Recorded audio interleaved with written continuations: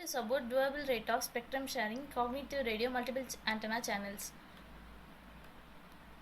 Here, our main objective is whenever there is a communication between the primary and secondary user, there exists a interference because of a primary network sharing between the primary and secondary users.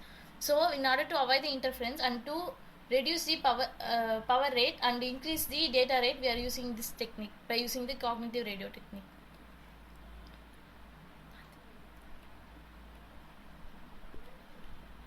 In our proposed system, there we made the 5 changes.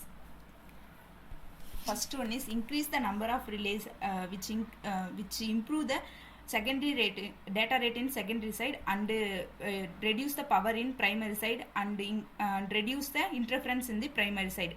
Next one is Monte Carlo algorithm. The Monte Carlo algorithm is used to improve the communication process. It is a continuous iteration because communication between the source and destination is continuous process. Next one is water filling power allocation algorithm. Water filling power algorithm is used to reduce the power in primary side. Next one is frequency selective fading instead of Rayleigh fading. Rayleigh fading is line of sight, so it increases the interference between source and destination. We are using frequency selective fading. It reduces the interference between source and destination. Final one is ARP protocol, alternative relay protocol. It is used to improve the data rate in secondary side and reduce the power in primary side. Next one is system model. This is our system model.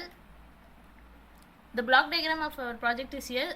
First, we are whenever a caller uses to connect between call is connected between a transmitter and receiver, source generation takes place, followed by the OFDM MAMO. OFDM MAMO is nothing but the orthogonal frequency division multiplexing for multiple input and multiple output systems.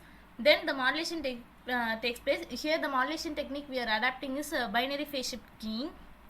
Then the data is transferred from the source to relay, and relay consists of the channel frequency selective fading channel.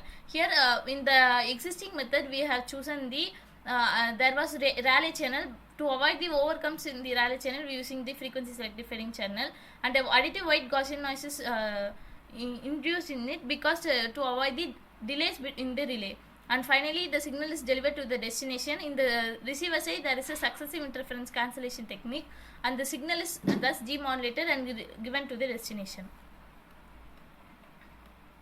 These are the output of our project. First is the graph between the number of launches to the relay and to the transmit rate of S1 and S2.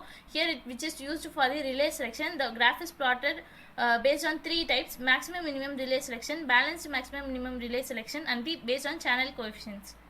The second graph is between the average BER and SNR. For a good communication system, the SNR should be high and the BER should be low. So here when we consider the direct and cooperative method, the cooperative method is much more efficient than the direct method. And finally, the graph is plotted between the SNR versus power, that is the sum rate versus the source power subcarrier. The graph is plotted based on simulate and upper bound. Whenever the value exceeds beyond 10, it is plotted as upper bound.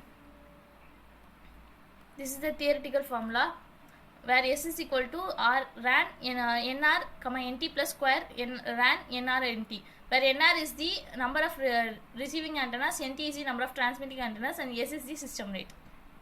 Conclusion: thus the data rate is achieved high with the power reduction and interference is cancelled. This can be used for many other systems for future enhancement. Thank you.